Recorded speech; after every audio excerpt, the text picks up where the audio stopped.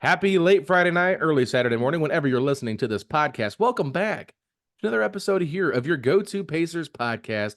Those three words are setting the pace, ladies and gentlemen.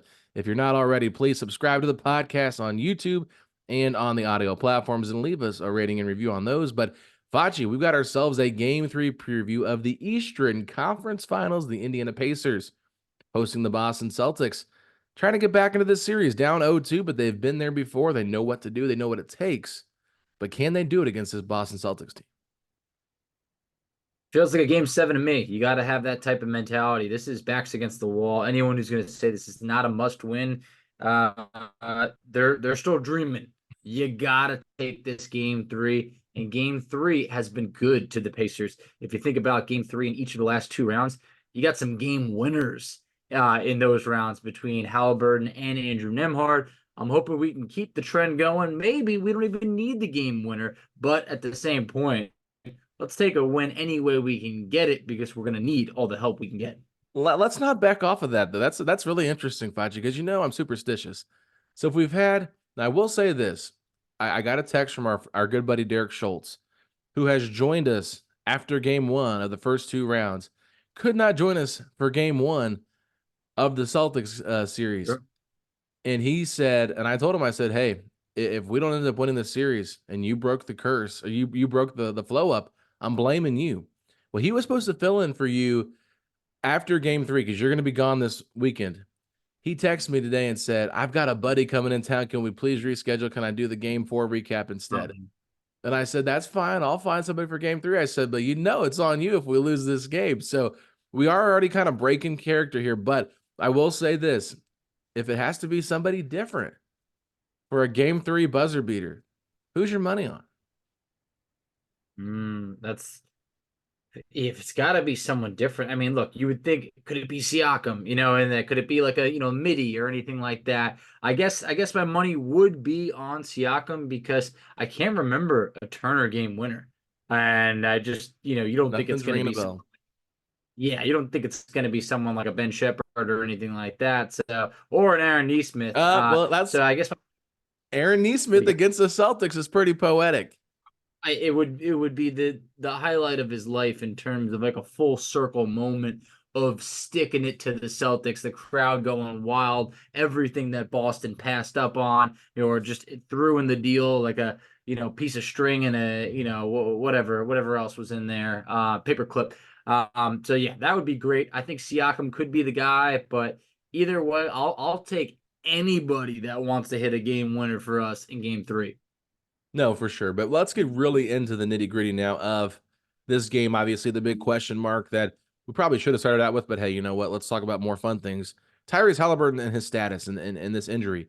Facci today, the Pacers were traveling home last night. They did not practice on Friday.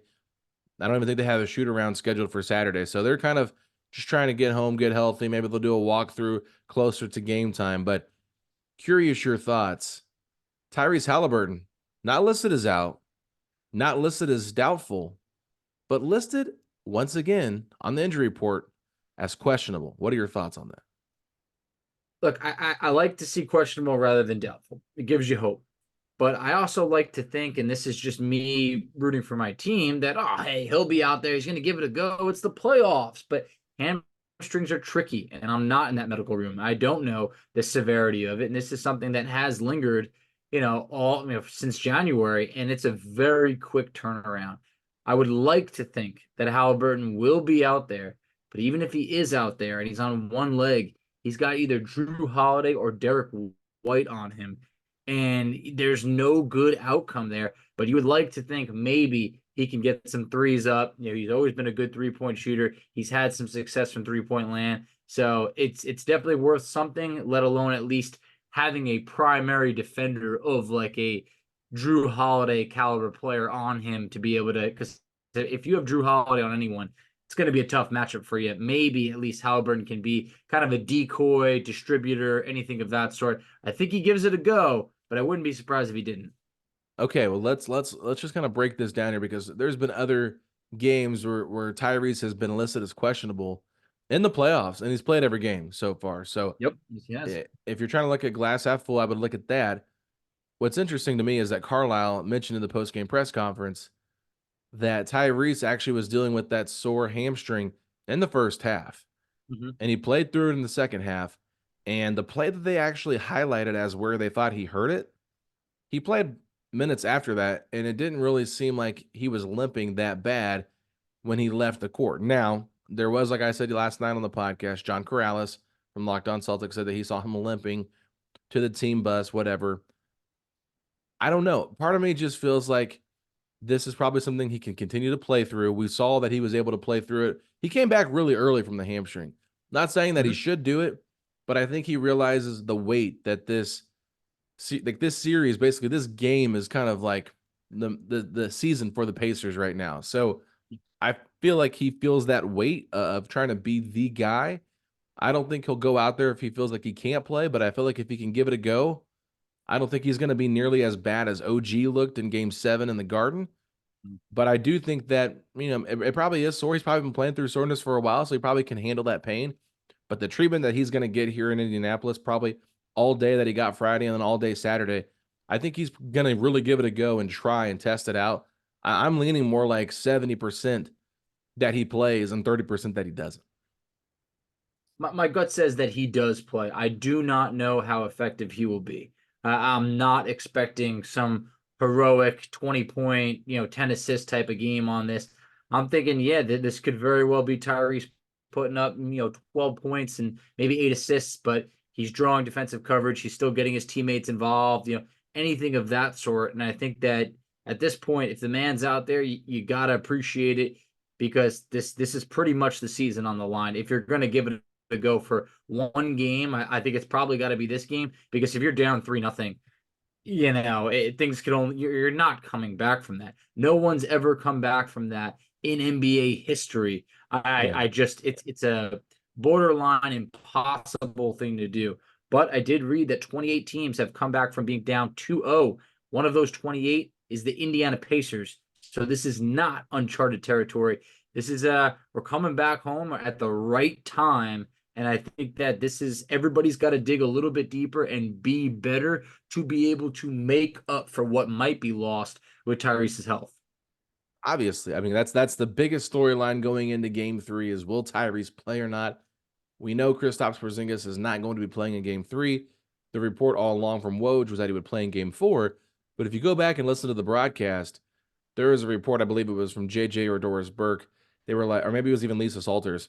And when they had a conversation with Kristaps, he basically hasn't even practiced yet. And there was like, where do people hear that I'm coming back for Game 4? Like that's not necessarily like confirmation that he will be playing. So you I could don't think it's coming. potentially you could potentially win 2 games at home, tie this thing up and go back to New York. I know that I said last night, and it was probably a bit of an emotional, just me responding to a loss here and being a little bit glass half empty, which is typical of us to do kind of Yes, after a loss. But hurts. if Haliburton can or can't play, I think that's a big difference. And I said this Pacers team, I don't expect them to win without Haliburton. They can't beat the Celtics. I think they can win a game or two without him. I don't think they can win the series without him. And I know that sounds crazy, but without Haliburton, I think Indiana gets much better defensively. I And agree with you. yeah, because especially how much they've been hunting him and how bad it was in Game 2. I went back and rewatched it. It was pretty bad. It was really bad. And I think if his hamstring was that sore, that can make sense why it was even worse. I mean, I think you even tweeted out at one point like, "We got to get Haliburton off of Tatum. This is not working." It was so bad. Tatum looked like the way Tatum scored, it looked like Haliburton wasn't even there. Like it was like he didn't even give Haliburton that respect of guarding. He just went straight to the basket and scored very easily. I said it last episode. I'm going to say it again. I think the Pacers win Game 3. I think they do with or without Love it. Haliburton. I think they're going to come together. I'm not saying they're going to win this series off that, but I think going back home, and there's always that type of like effect when someone's out that you think you're going to be able to, okay, hey, you know what? They're going to roll over and die. And then they end up responding. And I feel like we saw that happen with the Milwaukee Bucks against the Pacers. There was a game where Dame was out, Giannis was out. They still beat Indiana. And I think at this point, the Pacers are going to have, I don't know what it is. They're going to dig deep. They're going to look in the mirror. They're going to have that adrenaline going in front of the crowd. I wouldn't be surprised if Indiana's going to win one game. I do think it's Game 3, and I think we got to keep with the trend going.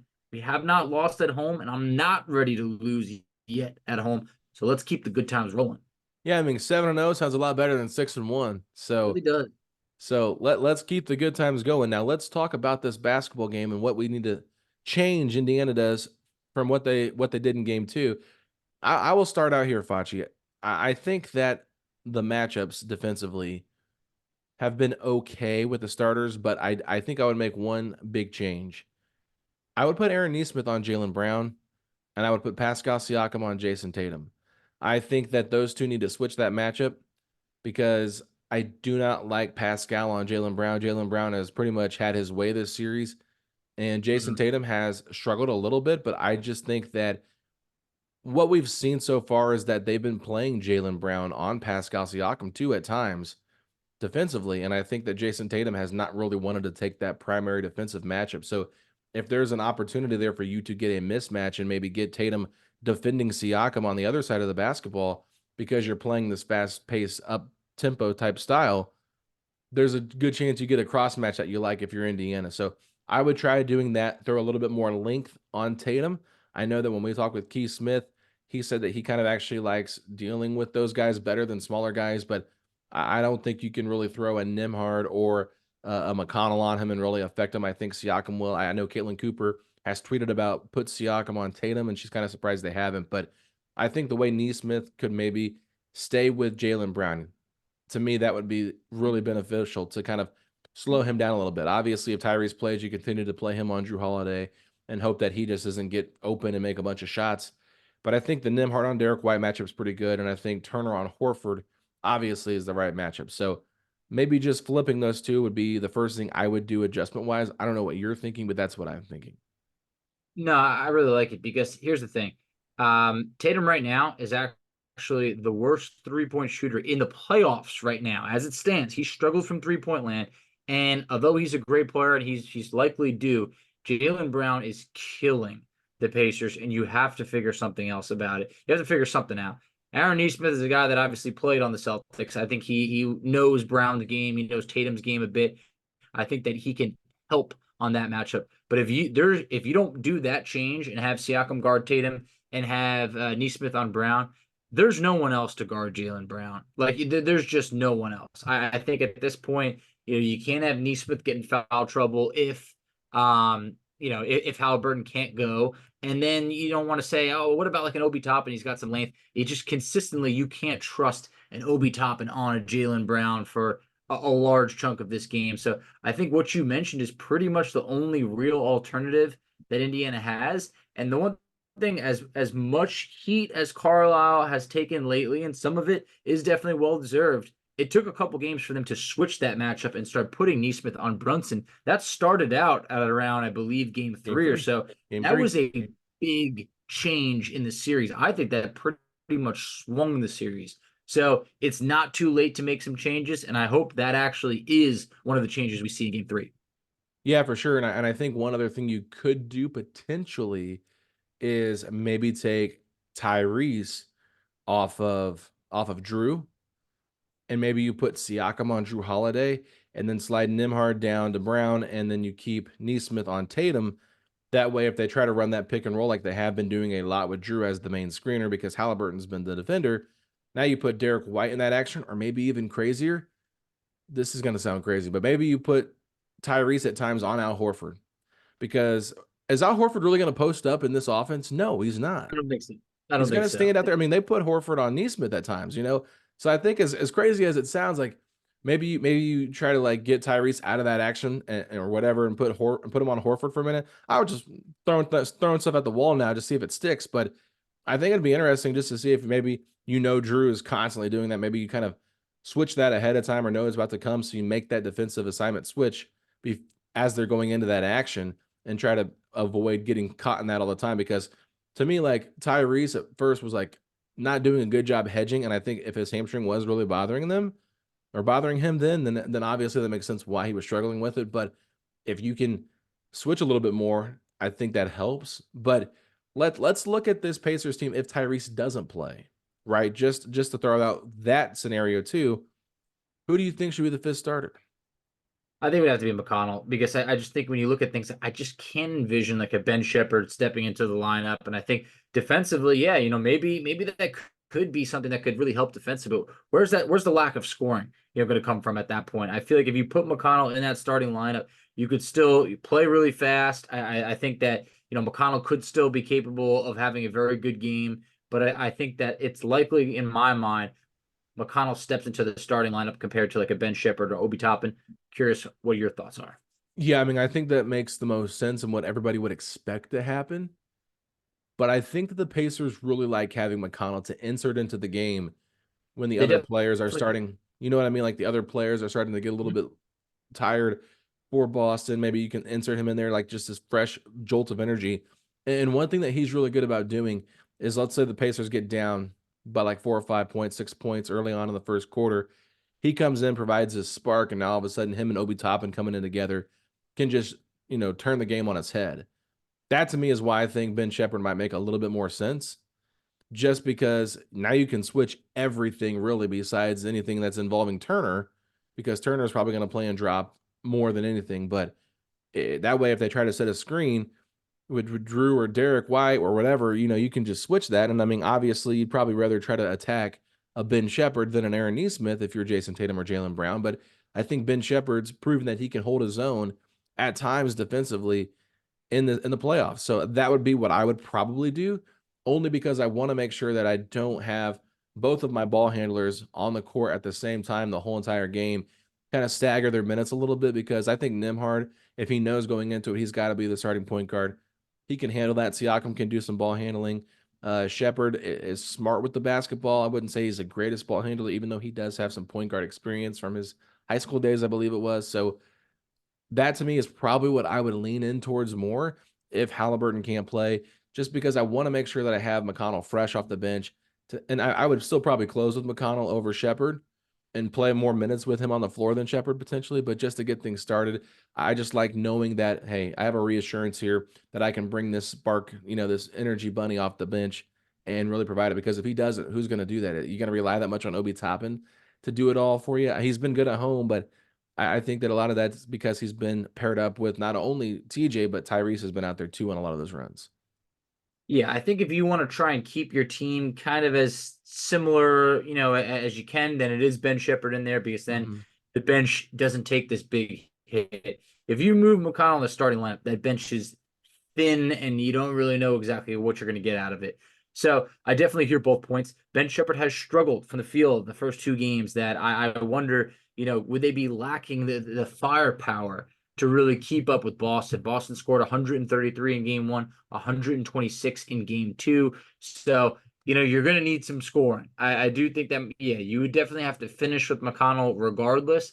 But I feel that, McConnell could definitely be something that it's tough because when you get a little too much McConnell, I don't think it pays off in the way that you want it to. But I think he's good in the role that he's typically in. So if you want to keep him in that role, you definitely go with Ben Shepherd. But I think it's got to be between the two of them. I just find it hard to imagine Ben Shepherd starting a playoff game. And I think that's just because we know where we came from in the beginning of the year to all of a sudden, if Ben Shepherd's in the starting lineup in a do or die, basically, game three against Boston in the conference finals, no one would have ever believed that ever Yeah. coming into the year. But it's definitely a possibility. My gut says it's McConnell, but I definitely hear every thought that you mentioned about Ben Shepherd. Yeah, and I think that it's like one of those things where maybe I'm overthinking a little bit, just because it's easy to do, especially when you're like doing a deep dive on it. But you do have to remember that role players play better at home. And Yeah. Ben Shepherd to me has had some really good moments at home as Dude. well. So if he's been struggling a little bit, maybe this is the energy boost that he needs. And you're basically just saying, go play defense. We're going to run our offense, because I think Nimhard's mid-range game has been very good in this series. Mhm. I think that Siakam's been very good. And I think that Myles is due to kind of break out of the bad game that he had last game. Mhm. Because let's just talk about that for a second. We didn't really dive into it too much on last night's episode talking about Turner. We did talk about how he didn't play great. But if you go back and watch the first half, those two fouls that he got were offensive fouls. One, I think he was fighting on a rebound, something else. He took a charge. He like ran into Derek White, knocked him over. And it's he got 2 offensive fouls and he really wasn't being aggressive offensively. I felt like that really impacted his defense. I mean, even the broadcast mentioned it when he let Drew Holiday drive straight to the basket, didn't even try That to was block it. tough to And watch. then, I know he didn't want to pick up another foul, but you got to just you hand straight up Roy Hibbert style. You got to do something like that. we kind of got on to Neesmith for going for the block on Tatum to foul out of the game for 6. I mean, if it's at 6, I get it, but like if you have a chance to save a basket at, right there in that moment in the second quarter while your team's going on a little bit of a run or trying to cut into their run, I think you have to try to block the shot. Like you cannot play defense like you're scared to get a third foul, which is what he was doing. Like he allowed Al Horford to get position on him rebounding wise because he didn't want to get a third foul by battling down low. Well, then he kind of threw a little arm into Horford's back, and it wasn't much. It was pretty marginal contact, and I don't think they would have won the challenge if they would have challenged it. So he picks up his third foul, and he was like freaking out when they're about to call it on him. And you could just tell like he was nervous, and then like nervous to pick it up, and he just wasn't playing his game. And then offensively, I think what Boston did defensively really took him out of his game. We've talked about this before. Like when teams are able to put a smaller guy on him or a wing type player on him, he's not really able to make an impact down low like you would hope. And Mhm. he had a turnaround jumper, I think, in the third quarter that was really nice. But like for the majority of it, like he would get close to the basket, but then if he didn't get the ball immediately, that defense would just kind of push him out of there. And Facci, I will say this, they don't throw him the ball there very much. To me, They as don't. someone watching it, I don't know if you feel the same way. I don't know how many times I've seen Tyrese look him off when he's down low, sealed on a guy about 5 feet from the basket, and he'll shoot a three over it. I don't think they trust him in that spot down there to do what he's supposed to do as a big man because that's not his game. He's not a post up player. So I didn't tweet it out, but to me, like I just kind of feel like they don't really trust him down there that much. And when they've given him those opportunities to prove himself in the post in the playoffs, I don't know how many times he's gotten the ball stolen from him or lost it out of bounds. It's been at least 7 or 8 turnovers I can think of when they've given him those opportunities. So unless he's catching and shooting right away over somebody, it's not usually a recipe for success. And I think that really limits Indiana's offense by not being able to punish them, the Celtics, that is, for putting a smaller guy on him. Yeah, Turner had some moments, I would say, specifically against the Knicks, where if he was able to get one or two dribbles in, he was able to throw down some ferocious dunks. So Right. that definitely had a run where he was able to do that, a run where he was able to get to the free throw line a little bit more. But obviously, last game was such a forgettable performance due to the foul trouble. And then I know anybody who's listening to it saw that clip that pretty much went viral. I think Turner might have thought the ball went in on a shot, but he starts running back instead of trying to grab a rebound. A tough look, when you see that the next day, it's like he's obviously, unfortunately, going to get clowned for that one. But I think on a night where, you had as many turnovers as rebounds, it's a very forgettable performance that you could only improve upon. So, right now in this series in 2 games, he has just 2 free throws. I know not many Pacers have free throws, but he had some games against New York where he had 3 games in the series where he had at least 5 free throw attempts, which is good for the Pacers. They Yeah. don't get too many whistles to go to the line, but we're going to need a much more aggressive Turner. I do think that he very much could come out and have a 20-point game, but we need like 20 and 10, Myles Turner, because last game the Pacers' leading rebounder was Pascal Siakam with 5. A couple other guys. Yeah. TJ McConnell had 5. Okay, McConnell can't lead you in rebounds. That's just not going to work. So I think that everybody has to do what they did against the Knicks in game 6, where it's like it's a collective effort. We got to crash the glass. We got to get to the free throw line. We all got to do the little things right. And I think for Turner, he could only go up from here, but he was just a total no-show in game 2. And I just think that when you mentioned the foul trouble, it was like he became not scared to play his game, but very hesitant to play his game. And we need him to be Myles Turner.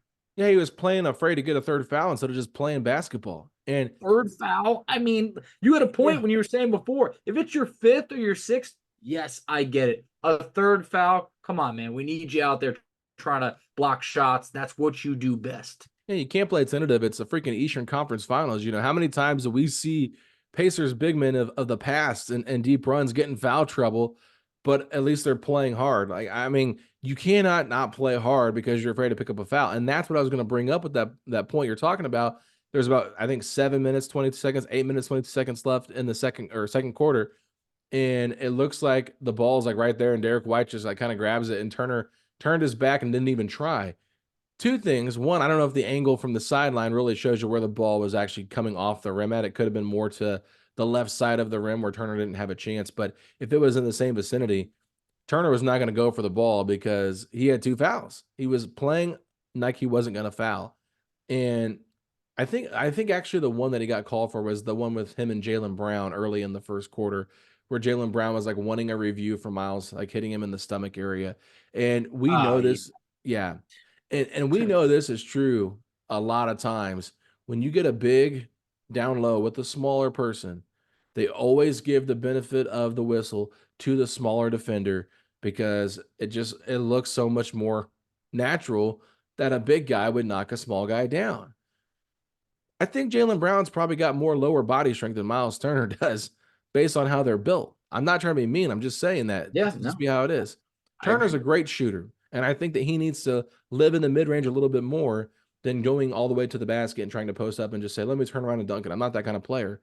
But I think that if he could just operate in that mid level, or excuse me, that mid range, what am I saying mid level for? Mid range, I think that he can shoot over a smaller defender, especially if he gets into a pick and roll action with Tyrese or whoever the point guard is, and they've got like a Derek White or a Drew Holiday on him, he should be able to shoot over those guys about 17, 18 feet and have no problem doing it. So I think they can just utilize him a little bit better because they're going to need him offensively to be more effective. And I want to say Neesmith finished with like 9 points last game. He only scored all that in the first half. He's got to be a little bit better offensively. I know he got in some foul trouble in that third quarter as well, but overall, I just think that you just have opportunities here, and I think everybody's going to play better at home. Pascal's been awesome the last 4 games, so we've kind of seen the ups and downs of Siakam throughout this playoff series. So I wouldn't be surprised if he doesn't have like an all-out game, but I mean, he probably could have dropped close to 40 points had he played the entire fourth quarter in game 2. So maybe we'll see that we got to save some of those made baskets for this pivotal game 3, but you're going to need Siakam to continue to dominate his matchup, and you're going to need Nimhard, McConnell, Toppin, and Turner. Like everybody's going to have to kind of play similarly to how they did in game 1 offensively to really be able to win this series. Yeah, I don't remember if Siakam he was the first player in a long time I saw to have upwards of 50 points through 2 games and 0 free throw attempts. Yeah. So that was tough to He's the see. first player in NBA history to have 50 That's plus brutal. points with 0 free throw attempts in the first 2 games of the Eastern Conference Finals or the conference finals. I mean, it just feels like we're always kind of on the end of those stats. Like there's that one, and then there's like the Indiana Pacers just went, nearly 40 minutes without a free throw in game 1. Like those type of stats where you're like, why? Like how? How is it even possible? This man's got to get to the free throw line. So I think that, yeah, look, once again, he's played really good, and the Pacers have come up short. So it's going to be tough for him to just continue all series to be able to do this if Haliburton can't be Haliburton. Obviously, Boston's going to figure Siakam out, but I do think that you need a healthy dose of Siakam. You really need it. I think that Aaron Neesmith can play better. But you mentioned about Siakam not playing, really much of that fourth quarter. We've had some time to really digest now. Yeah. All over Twitter, everyone's obviously talking about, and same thing with the media. If you watch ESPN today or anything of that, they're going to basically say, what was Carlisle thinking, being able to rest his players? And I've gone back and forth on this. I truly don't believe that the Pacers would have come back and won that game, but they were only down 13 points with about 8 minutes and 45 seconds to go. And they kind of did elect to punt on this game. And I think in some scenarios, if it's a regular season, maybe you can punt to say, hey, it's just not our night. We saw the Knicks do it in game 4 when they were getting blown out, but that was a game where the Pacers were up by as much as like 40 points. Yeah. The difference is the Knicks were going back to game 5 in Madison Square Garden, tied up at 2-2. Indiana was willingly going into game 3 down 2-0. What have been your thoughts now that it's been about 24 hours? Yeah. So I think what I said on the podcast last night and what I tweeted out was I understand Carlisle's rationale for doing this, making this decision. And I think I still stand by that in terms of like, I understand why. But I think my agreement level with that, or my whatever you want to say, agreement level with that is a little bit lower than what I originally was at. I was like, yeah, you know what? It's not that big of a deal. They were down 17, but I think they cut it to 10 at one point in the fourth quarter as Yeah, well. So it can happen. let's be fair. This is a Boston team that has been a little shaky at home as well. And you just never know what could have happened. Maybe you do put all the starters back in there. Maybe Turner hits 2 threes, and all of a sudden it's a 4-point game with 9 minutes left to go. You just never know what could happen in a playoff game. So when you're throwing McDermott out there, when you're throwing a lineup where maybe you think, oh, McDermott can get hot and maybe bring us into it, like that's just really stupid in my opinion. I'm sorry if that's your rationale, thinking, oh, I got to put McDermott in there to see if he can get us a spark going because we're struggling so much. I don't think that's the case. I mean, the Pacers cut this down to 2 points in that third quarter. They went on a little bit of a run there, and I think, Boston got a little tight, but they were able to obviously come back and make something happen. But even, with McConnell being the fighter that he is, I don't even think he was out there for the majority or even at all in the fourth quarter. McConnell came out with about 7 minutes to go or so and Okay. did not return. So Okay. that's another thing that's a little bit interesting. Yeah, especially when you knew Haliburton wasn't there. Like, I mean, with 7 minutes left, it's still like it was still plenty of time. And I just think that, like you said, had it been regular season, had it been even the preseason, whatever, go ahead and do that kind of thing. Again, the fact that Carlisle said after the game that he wanted to see different guys get a look and that they haven't had a chance to play much playoff basketball. They've been out of the playoff rotation. To me, that was a cop out. I Um, agree. I've heard a lot of different things. I think the most interesting one that I heard was from my boss at work. It was I told him it was a great conspiracy, and he was like, "It's not a conspiracy. I think that's what happened." So I'm gonna lay this out for you. I want to hear your thoughts on this, Fudge.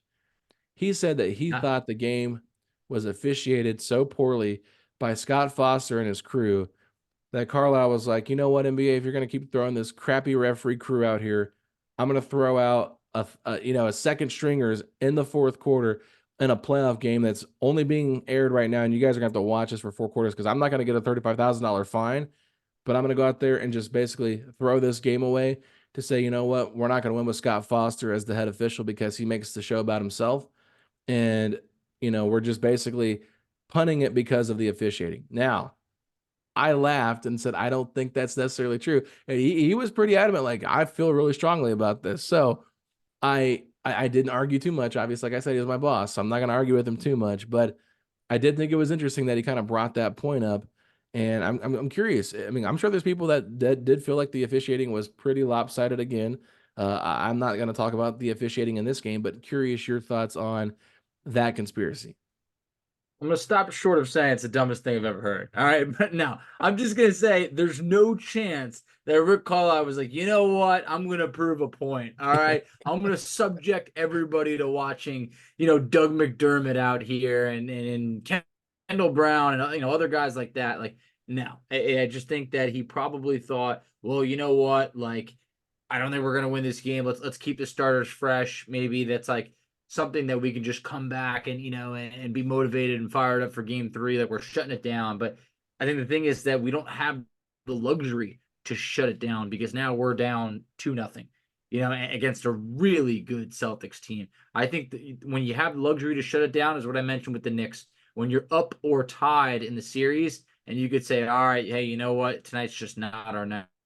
I think to say I wanted to get a look at Doug McDermott, you know what you have in Doug McDermott. And, it's, I'm not going to say it ain't much, but it's not enough to say we need more McDermott in game 3. So at this point, no, I do not agree with your boss. I think you played it right, saying, well, hey, you are my boss. That's something to think about instead of really just slamming them. But yeah, no, I do not agree with that point. Yeah, I thought it was a little far fetched. Even though I appreciate the thought process, right? Like, I'm like, hey, you know what? Like, it made me think about it for a minute. I was like, all right, like, why not? Like, but maybe there's a little bit of truth to that. Maybe it was just like, you know what? Because I felt like in game 5 against the Knicks, the amount of times we had to stop for Scott Foster to go back to the monitor, It was bad. the Pacers could never get into their pace. They can never get into their rhythm in their game. So I think maybe if that would have been the case for this game too, maybe we could have seen that and understood that philosophy a little bit more. I just think Indiana was just overmatched in this game, no matter how you look at it. And if Carlisle really said, well, I wanted to give guys an opportunity, then instead of throwing McDermott out there, he should have put Jarris Walker out there. Absolutely. So, and I know that there's a lot of people that will, and I push back on it too. Like Jarris is not ready yet. You can clearly see it, but he's shown flashes throughout the year that he can be an impactful defender at times. So if you wanted to try something like that, say, okay, you know I what, wouldn't Jaylen expect it. Brown. I mean, that's what I said about Brunson at one point too, like in game 5. Like, why when you're down by 30 points, you don't throw Jarris Walker out there on Jalen Brunson? Like, just see what you got. I know that he's not going to impact the series, but like, let's just get a little bit of a sample size here to see, like, okay, now we can go back in the summer and say, look, this is what you were good at. This is what you weren't good at. You know, let's work on this and get a little bit more discipline, that kind of thing. Jaylen Brown's going off. They're playing their starters in the fourth quarter. Like, I think Jason Tatum played like 40 minutes last night. You know, that's just crazy to me considering Indiana pulled everybody as early as they did. But like the Celtics team, like they realized the magnitude of like, we can't play with house money because we've really struggled at home, taking care of business when games we should have won. So at that point, like in the beginning of the fourth quarter, start Jarris or play Jarris over Doug McDermott, give him those minutes and give him the assignment for 1 or 2 plays on Tatum or Jaylen Brown, and just see if he can do anything with that 7'2" wingspan, and see if that 6'8" body, 6'7" body, whatever it is, can go up and play as a wing that you need in this league. Like he's going to be a very important piece of this team moving forward. I think this would have been a great time to do it, especially if you're literally giving McDermott any minutes at this point. Yeah, I definitely think that would have been the experiment to do and the time to do it. I think to try and do it, in like the second quarter of game 3 at this point is a little bit different than when you're kind of losing your grip on the game in game 2. So I think that was definitely the time to do it. I actually just saw something really interesting. Oh, As Boston won by 16, many players for Boston were, plus 11, plus 13, plus 18. Jason Tatum was 0, yeah. 0 in a 16-point win. I think that was And how very many minutes interesting. did he play? 40? Played 42 minutes and he was 0. And Tyrese Haliburton was a +1 in a 16-point loss over here. So it's just interesting to see because Tatum, we talked about it. He's not really been that good in this series except for that overtime where he was obviously huge. So I think that's why it kills me a bit that Indiana totally wasted a really sluggish first half for Jason Tatum. That was their time. And I just think in game 2, when you said that we were overmatched, despite Indiana leading by 2 in the first quarter, I don't think it was a good quarter for the Pacers. They were sluggish with the ball. They were bad at keeping Boston off on the offensive glass. Yeah, they were. Celtics had 6 offensive rebounds. They just didn't play a good quarter of basketball. They're due for a better performance, and I just think that this team is just not going to roll over and get swept. They're going to have something for Boston, and I think that game 3 crowd is going to be unlike anything that the Celtics have seen so far in the playoffs. And I think the Pacers will be fired up. I do think they will respond. It's interesting you say it wasn't a good first quarter because Rick Carlisle specifically said, I liked the first quarter. Only decent quarter. All the other ones were pretty rough. I mean, the Yeah. fourth quarter, you toss out the window and say, okay, we didn't even have our starters out there. The second quarter was downright awful as Boston was in the midst of, essentially a 20-0 run. And then the third quarter, Boston outscored the Pacers by 7. So I just feel there was really nothing that you could like other than saying, well, the first quarter we had the lead by 2. Yeah. Yeah. In the third quarter, like Indiana, like cut it to 2 points, and it was like, okay, could they make this a game? Boston shot like 16 of 19 in the third quarter. Like they were just making hellacious shots. They were shooting ridiculously percentage wise. It's like, how are you supposed to compete with that? Everything they're shooting is getting thrown into the ocean. But once again, they dominated the points in the paint.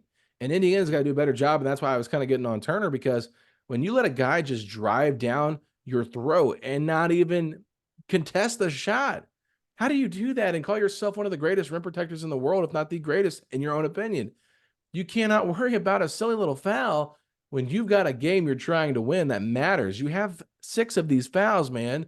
You've only used 2. The game is not over. Quit playing. Don't stop playing the game. Keep playing. You got time. You got plenty of fouls. I understand foul management is a thing that happens in the league, but like you have got to play basketball. So I agree with you though. Like the first quarter, and the whole entire game, really, the offensive rebounding for Boston was just beneficial. But I mean, there was one possession where they got like four in one play, and it was just like Indiana really couldn't compete with their energy level. It was like Boston. I think that was a wake up call for them in game one to really kind of put the clamps down on Indiana. But we'll see now if this Boston team can mature. We talked about this last episode. I don't want to touch on it too much, but will they overlook Indiana in game three, I knowing that think they they have a will. 2-0 lead? I think it's very possible.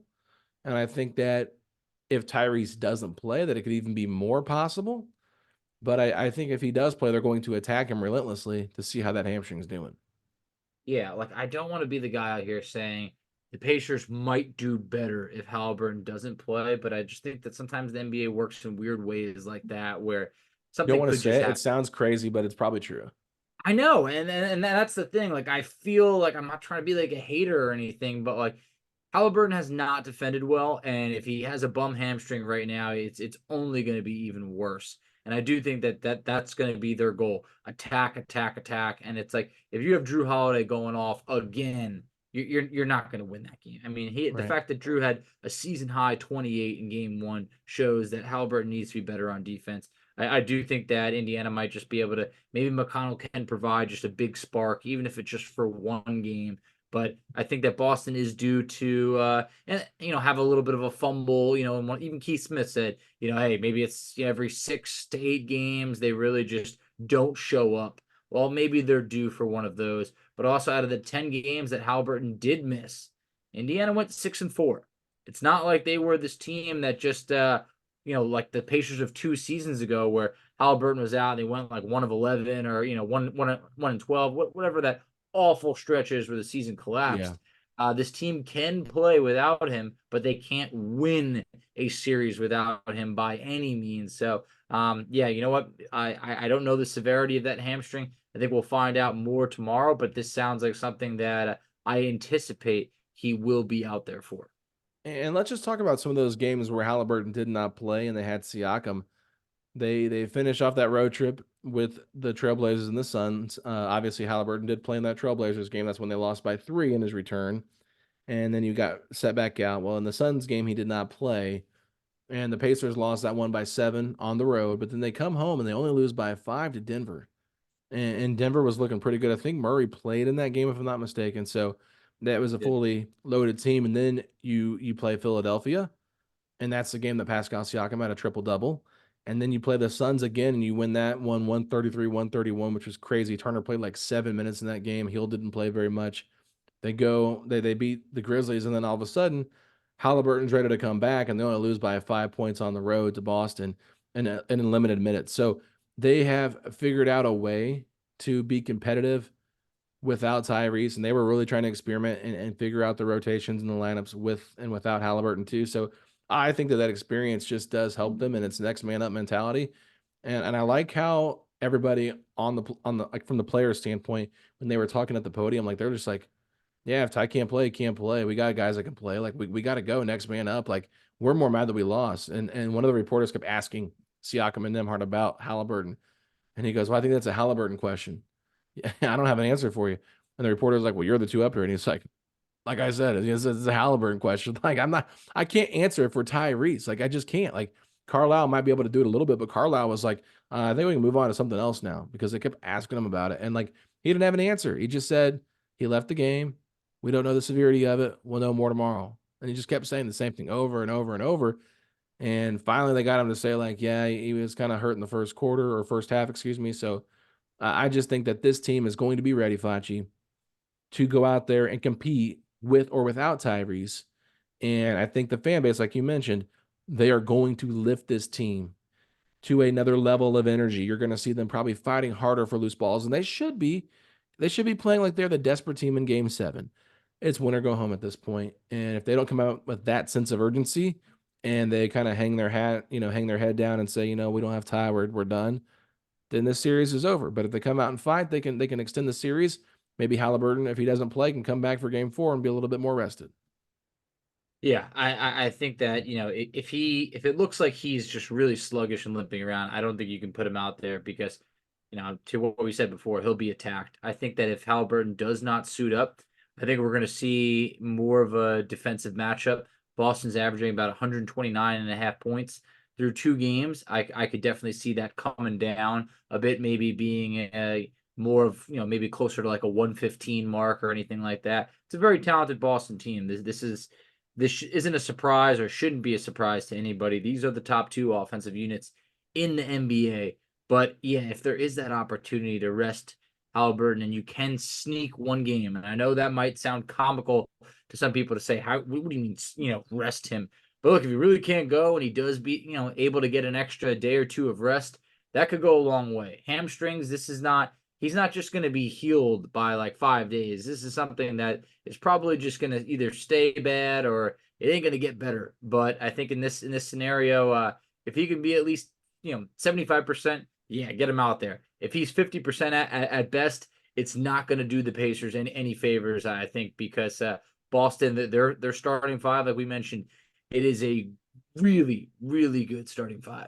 Yeah, playing a hobbled Haliburton, you'll kind of see the similarities what you saw with OG in Game 7 against the Pacers. Like, he hit 2 big shots that were just kind of interesting at the beginning of the game, but he could not run. He could not defend anybody, and they really put that to the test, and they had to pull him within 5 minutes. So you don't want to have that same situation. And I told you in that Game 7 recap that I thought had they ran out there with their same starting 5, they probably would have been better off, New York, because they'd already established so much chemistry throughout the series, and there was more of a flow with that group.